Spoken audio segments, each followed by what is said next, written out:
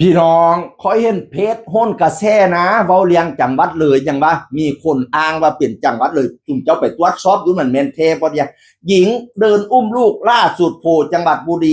ลพบุรีอ้างถูกแฟนทุบตีจะกลับบ้านที่จังหวัดเลยชาวเน็ตบ้อนเจ้าหน้าที่ช่วยเหลือเด็กด้วยอุ้มลูกผู้หนึ่งแล้วก็ผ่ายางผู้หนึ่งยางอยู่ลพบุรีผู้น่ะบอกว่าสิกลับบ้านอยู่เสียงขานพนาวานาทึกพวดตีพนาวานามีผู้หนึ่งเอามาโพสเราถ่ายรูปเรามาโพสว่าแจ้งเหตุค่ะพี่ผู้หญิงและลูกน้อย2 คนเดินจากอำเภอบ้านหมี่ตอนนี้เดินเลยมาถึงสี่แยกบ้านโคกกระเทียมพี่เขาจะกลับที่จังหวัดเลยเชียงคานเขาทะเลาะกับแฟนทุบตีพี่เขาเลยออกจากบ้านหมี่เพื่อจะกลับบ้านเขาไม่มีเงินติดตัวเลยเราก็ไม่มีเงินติดตัวเลยไม่รู้จะช่วยพี่แกยังไงแจ้งที่ไหนได้บ้างคะให้พาพี่เขาไปส่งที่จังหวัดเลยมีหน่วยงานไหนช่วยเหลือได้บ้างคะพี่แกน่าสงสารมากค่ะเด็กเดินด้วยน้องเดินไม่ไหวแล้วค่ะเรารีบมารับแม่เดี๋ยวจะขี่รถกลับมารับแกเพราะตอนแรกแกไม่ยอมไปแกจะเดินไปก่อนพนาวาสิยางเอาพนาวาเราก็เลยโพสพี่น้องพอแต่โพสไปปุ๊บจากภาพดังกล่าวหลายคนสังเกตว่าลักษณะเหมือนมิจฉาชีพเป็นมิจฉาชีพพนาวาเนื่องจากมีข่าวลงหลายครั้งมีคนพบเจอในหลายพื้นที่หลายจังหวัดซึ่งมักจะอ้างคล้ายๆกันว่าจะกลับบ้านพลเมืองหลงเสื้อกระซื้อนันซื้อนี่ให้เนเอาเงินให้นี่เอาลูกมา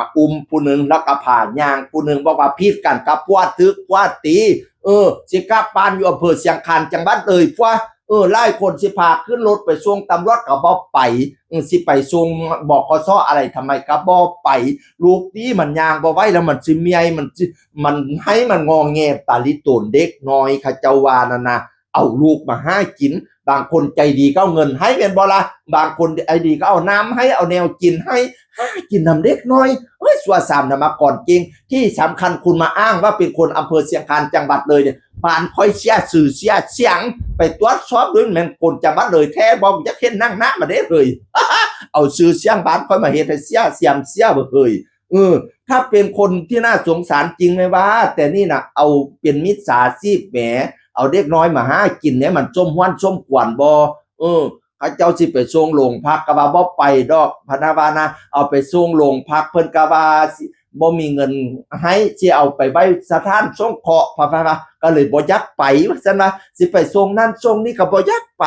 ย่างหิมถนนให้คนช่วงสั้นเผื่อเขาเมตตาเอานั่นเอานี่ให้นี่ใช่บ่ดีคุณมีดสุมเจ้าอย่าลงเสียเด้อคุณมีดมันร้ายจังดีซุมื้อเนี้ยมิจฉาชีพที่ไหนมาว่ามิจฉาชีพมาอ้างว่าเป็นบ้านฉันเนี่ยมันไม่น่ารักเลยนะคุณมาอ้างว่าเป็นคนเชียงคานจังหวัดเลยในชั้นศูนย์ ไปติดตามเด้อพี่น้องเสียงคานไปติดตามข่าวเนี่ยมันเป็นไทยเสียงคานแท้บ่หรือมันเป็นพี่ป๊อปเล็กนะกินซื่อๆแลกกันนะตัวเขาจะว่าเป็นผู้นั้นผู้นี้เป็นเจ้าปูแลกนะกินซื่อๆตัวว่าเป็นเจ้าองค์นั้นองค์นี้สุพี่เล็กนะกินเนี่ยเสียงคนเก่าเสียงเที่ยวเลยซาเดมเอามาสู่ฟังสวัสดีครับ